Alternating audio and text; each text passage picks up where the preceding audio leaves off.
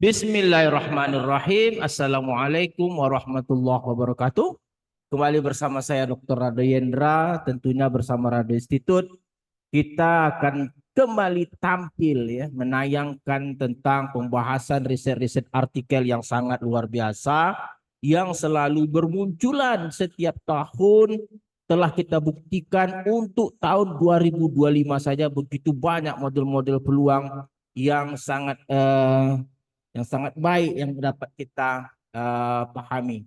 Nah, pada kesempatan kali ini juga muncul lagi satu peluang, model peluang yang terbit di jurnal RTNA itu tahun 2025, yaitu New Generation Pareto Distribution. Nah, lagi-lagi menunjukkan bahwa kajian-kajian model-model peluang ini perlu itu terus untuk dipahami, dibahas, dan terus hendaknya dikupas dengan menampilkan coding-coding pemrograman yang sangat baik. Oke, kita coba lihat landasan teori yang kita gunakan pada hari ini merupakan suatu riset artikel yang sangat menarik sekali.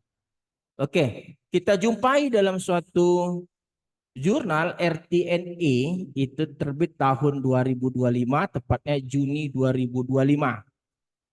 Dengan judul New Generation of the Pareto Distribution Properties and Application. Oke.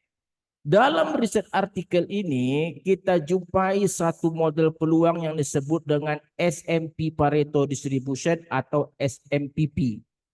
Di mana teknik ini tergantung kepada suatu generator distribution yang dia sebut dengan tekniknya, ini dia, SMP Transformation Technique. Ada suatu generator distribution, yaitu suatu teknik untuk mengenerate distribusi, untuk mengenerating probability distribution yang disebut dengan SMP Transformation Techniques. Nah, kalau Anda lihat untuk density atau fungsi densitas function teknik ini itu diberikan pada persamaan 2, ini fungsi densitinya, sedangkan kumulatifnya seperti persamaan 1. Dengan fx garisnya itu adalah 1 kurang fx. Jadi tergantung pada fx kecil, fx besar. Fx kecil, fx besarnya baseline distribution. Dalam hal ini baseline distributionnya adalah Pareto distribution, satu parameter. Di mana fungsi densitas Pareto atau baseline-nya itu tadi atau fx kecilnya seperti persamaan 3, kumulatifnya seperti persamaan 4. Dengan memasukkan persamaan 3 persamaan 4 ke dalam persamaan 2 akan menghasilkan suatu model peluang yang disebut dengan SMPP distribution seperti pada persamaan 6. Wah, ini persamaan 6 ini disebut dengan SMPP distribution dengan kumulatif persamaan 5. Jadi riset artikel ini juga ada menggunakan set data yang akan kita cobakan nanti dengan kekuatan coding pemrograman kita. Jadi ada set data. Nah, ini set data 1 ini kita gunakan nanti set data 1. Oke, akan kita gunakan kemampuan coding komputer kita sehingga akan menghasilkan suatu parameter nanti alfa 0,03, beta 3,9, AIC-nya 34. Oke, kita coba langsung saja kita buka R kita lihat kemampuan coding pemrograman kita ini apa yang dapat kita lakukan. Oke, kita coba buka coding pemrograman kita. Kita buka coding pemrograman kita share dulu, share screen. Oke, kita buka R kita. Share. Nah, ini R kita. Nah, dari R kita dapat lihat bahwa ini adalah set data 1 tadi yang kita gunakan. Kita edit, kita run. Oke, kita coba intip data kita. Ini data kita. Caps lock X. Nah, ini data. Lalu setelah data, kita ingat teori lagi. Ada namanya generator tadi SMP Transformation Techniques. Dengan fungsi densitasnya ini dia.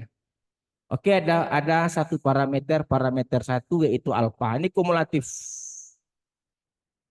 Dengan menggunakan baseline distribution, Pareto distribution, maka GX kecilnya ini fungsi densitas Pareto ada parameter 2 beta dan kumulatif. Masukkan GX kecil, GX besar ke dalam Fx, maka akan menghasilkan suatu fungsi densitas yang disebut dengan SMPP distribution dengan fungsi densitasnya seperti yang kita blok tadi persamaan 6 tadi ya. Dan kumulatifnya seperti yang kita blok. Ini kumulatif. Oke, coba kita run saja, kita intip hasilnya. Apakah hasilnya berjalan sesuai dengan yang di riset artikel atau berbeda, kita lihat. Oke, fungsi coding, fungsi log likelihood jalan. Lalu kita lihat dengan optim, kita intip dengan optim, kita run. Nah, ini optim kita. Kita intip SMPP, berapa parameternya? Oke, persis sama. 0,03, 3,95 sama saja. Oke, kalau dia IC ini kali ini 2 kali ini tambah 2 sama saja. Konvergen. Jadi mirip sekali, pas sangat mirip sekali. Apa yang kita peroleh, oke? Lalu kita uji parameter ini dengan density plot. Pertama tentu kita susun dulu parameter 1 kita sebut alpha, parameter 2 kita sebut beta. Lalu kita susun dengan nama par, di mana par 1 alfa, par 2 itu beta. Oke, kita susun. Lalu kita berikan komponen-komponen untuk uji density plot dan kumulatif plot. XI untuk density plot, XX untuk kumulatif plot. Dengan fungsi densitas yang telah kita hasilkan sebagai berikut. Kita run dan kumulatifnya. Ingat, dalam fungsi densitas kita menggunakan XI. Kalau kumulatif kita menggunakan XX, ini jangan lupa, ini yang dasar-dasarnya. Lalu kita uji density plot, yaitu memasangkan histogram dengan fungsi densitas.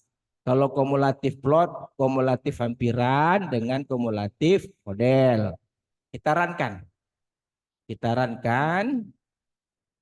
lihat hasilnya. Oke, sempurna. Hasilnya sangat mirip dengan riset artikel. Sangat mirip sekali, sangat sempurna mendapat histogram dan kumulatifnya juga yang garis merah putus-putus itu kumulatif model atau pada persamaan 5 dapat menghampiri yang warna abu-abu kumulatif hampiran. Sekali lagi apa yang kita diskusikan dalam Rado Institute ini sangat menarik sekali. Kita terus menyiram atau mengirimkan kajian-kajian riset artikel dalam Rado Institute dan dapat dinikmati, dapat diadopsi coding secara langsung untuk kemandirian mahasiswa kita dalam melakukan riset. Oke, saya rasa Rado Institute terus akan konsisten selagi ada tenaga, selagi ada riset artikel yang berbicara tentang model peluang akan kita bahas, kita ungkap sehingga bermanfaat bagi manusia maupun peneliti lainnya, apalagi bagi mahasiswa tentunya, sehingga dengan coding yang diberikan dapat diadopsi langsung. Oke, jumpa lagi pada sesi-sesi berikutnya. Assalamualaikum warahmatullahi wabarakatuh.